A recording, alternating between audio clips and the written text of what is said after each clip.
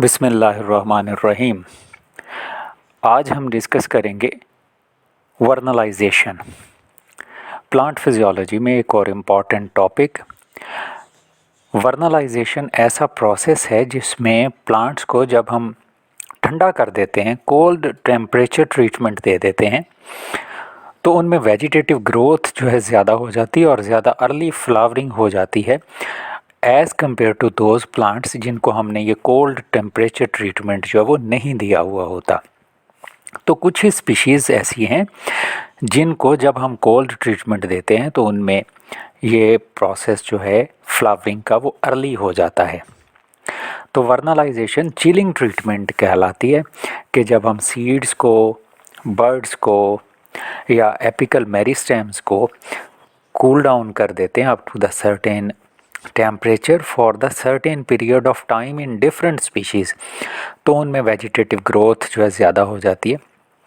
तो ये प्रोसेस और ये फीचर जो है प्लांट्स का कहलाता है वर्नलाइजेशन। तो इस लेक्चर में हम फ़िलहाल डिस्कस करते हैं वर्नलाइजेशन की डिस्कवरी जो है कि किस तरह से हमारी अटेंशन जो है वो हुई इस तरफ के कोल्ड टेम्परेचर जो है वो भी इम्पॉर्टेंट रोल प्ले कर सकता है प्लांट की वेजिटेटिव ग्रोथ या फ्लावरिंग काज करने में।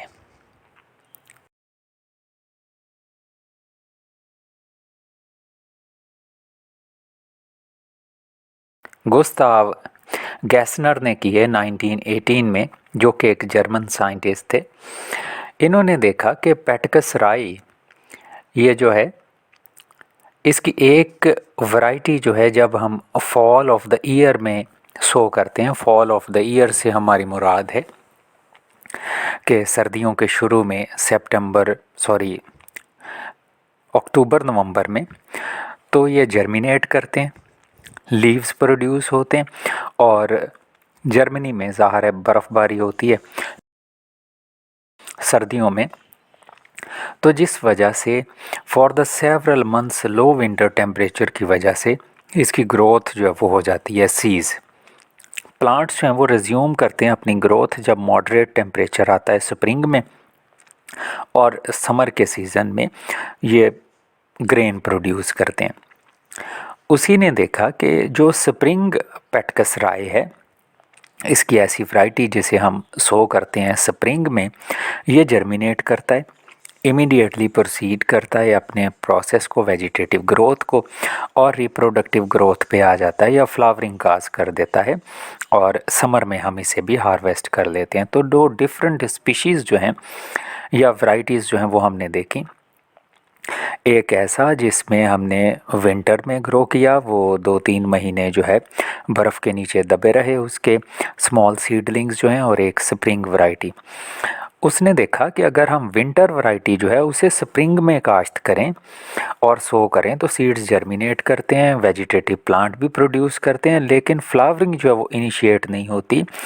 उस वक्त तक जब तक लेट ग्रोइंग सीज़न ना आ जाए। गार्नर ने इस लिहाज से देखा कि विंटर पेटकस राई जो है उसमें टेम्परेचर जो है वो इंतहाई क्रिटिकल है during the early stages of seed development, कि जब हम उसे कोल्ड टेम्परेचर देते हैं तो ही सीड जर्मिनेशन के बाद ये अपनी ग्रोथ जो है वो ज़्यादा इजीली और ज़्यादा तेज़ी से कर पाता है। और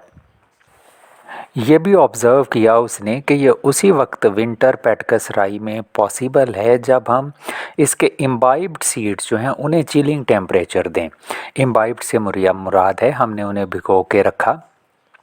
पानी में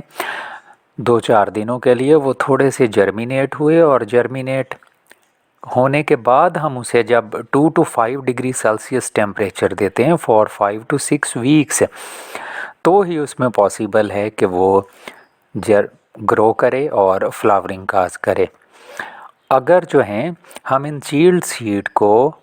स्प्रिंग में प्लांट करें तो भी ये ग्रो करते हैं और फ्लावर करते हैं, लाइक द स्प्रिंग वैरायटी की ऑर्डिनरी पेटकस राई की तरह से ये बिहेव करते हैं। तो हम एक ऐसा प्लांट जिसकी ग्रोथ जो है तो पेटकस राई की विंटर वैरायटी जो 2-3 महीने तक बिल्कुल भी जर्मिनेट नहीं कर रही थी या ग्रो नहीं कर रही थी सर्दियों के सीज़न में, हम उसे स्प्रिंग में भी ग्रो करवा सकते हैं और उसकी फ्लावरिंग काज करवा सकते हैं अगर हम उसे चिलिंग ट्रीटमेंट दे दें तो गार्सनर ने ये पहली दफ़ा हमारे लिए वर्नलाइजेशन का प्रोसेस जो है या फीचर जो है प्लांट में ये डिस्कस किया। ये जो टर्म है वर्नलाइजेशन की, ये पहली दफ़ा कॉइन की या हमारे नॉलेज में लेके आए डेनिसोविच, जो कि एक रशियन साइंटिस्ट हैं। उन्होंने ये लफ्ज़ लिया लैटिन वर्ड वर्नल से, जिसका मतलब होता है स्प्रिंग। तो हम इस प्रोसेस को तो कहते हैं वर्नलाइजेशन, जबकि ऐसे प्लांट्स जिन्हें लो टेम्परेचर ट्रीटमेंट दिया हुआ होता है वो कहलाते हैं वर्नलाइज्ड प्लांट। नेक्स्ट लेक्चर में हम इसका मैकेनिज़्म देखेंगे कि किस तरह से होता है और कौन कौन से प्लांट्स को कैसी कैसी रिक्वायरमेंट्स और कितनी देर के लिए लो टेम्परेचर रिक्वायरमेंट्स जो हैं वो होती हैं।